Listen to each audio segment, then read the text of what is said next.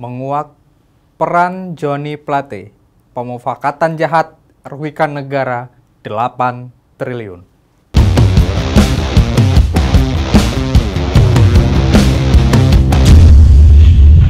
Publik dihebohkan dengan aksi Kejaksaan Agung yang menetapkan Menteri Komunikasi dan Informatika Joni Plate sebagai tersangka kasus korupsi.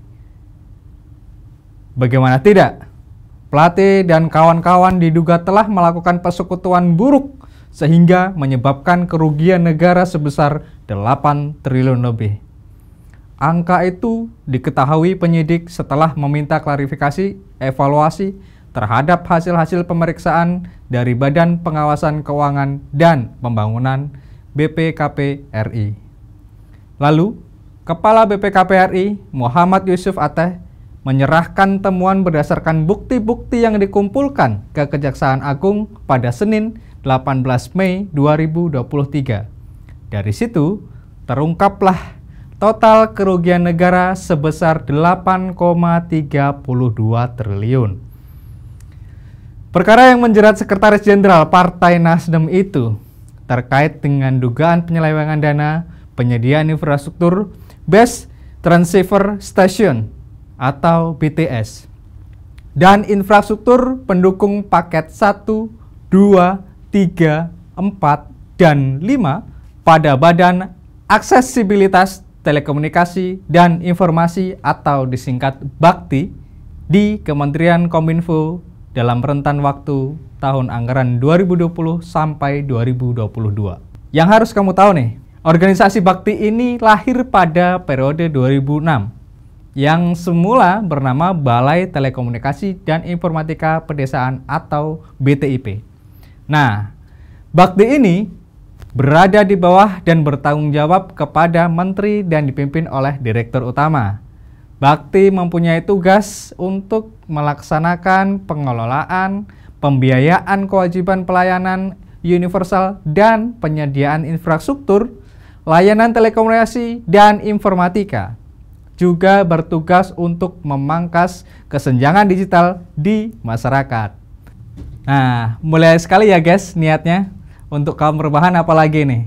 Mereka bak pahlawan yang membawa sinyal kehidupan. Nah, namun dalam perjalanannya, jaksa penyidik di Kejaksaan Agung mencium ada bau-bau busuk dan ketidakberesan pada proyek itu, sehingga mulai mengusutnya pada tahun 2022. Dengan kecerdikan Jaksa Agung, mereka berhasil menjerat 5 orang tersangka yang terlibat dalam persekutuan jahat itu serta membongkar peran-perannya. Nah, ini siapa saja? Yang pertama, ada Anang Ahmad Latif, yaitu Direktur Utama Bakti Kominfo. Kejagung menduga Anang sengaja mengeluarkan peraturan untuk memuluskan penunjukan calon peserta pengadaan proyek yang diinginkan dan menutup peluang bagi para calon yang lainnya. Selain itu, peraturan itu juga dibuat untuk mengatur harga pengadaan yang sudah di markup tentunya. Yang kedua, ada Galumbang Menak, yaitu Direktur Utama PT Mora Telematika Indonesia atau Mora Telindo. Galumbang diduga membisiki Anang terkait penyusunan peraturan tersebut yang dimaksudkan untuk menguntungkan vendor dan konsorsium perusahaan di mana Galumbang sebagai direktur utamanya. Perusahaan Galumbang itu adalah salah satu penyedia untuk proyek itu. Yang ketiga, ada Yohan Suryanto, yaitu tenaga ahli Human Development Universitas Indonesia atau HUDEF UI tahun 2020. Untuk Yohan, Kejagung menduga yang bersangkutan memanfaatkan lembaga HUDEF UI untuk membuat kajian teknis terkait pengadaan itu dan untuk menunjang memuluskan kepentingannya Anang. Nah, yang keempat ada Mukti Ali, yaitu Account Director of Integrated Account Department PT Huawei Tech Investment. Kejagung menduga Mukti melakukan pemufakatan jahat dengan Anang terkait pengkondisian pelaksanaan pengadaan proyek yang diarahkan agar pemenang proyek adalah perusahaan-perusahaan yang sudah ditentukan. Nah, berarti sudah ditentukan semua ini. Nah, tersangka yang kelima ada Irwan Hermawan selaku Komisaris PT Solitek Media Sinergi. Kejaksaan Agung menduga Irwan melakukan pemufakatan jahat dengan Anang terkait pengkondisian pelaksanaan pengadaan proyek di mana diarahkan agar pemenang proyek adalah perusahaan-perusahaan yang sudah ditentukan. Wah. Jadi semuanya sudah diatur, semuanya sudah ditentukan, udah kayak negeri punya sendiri aja nih ya.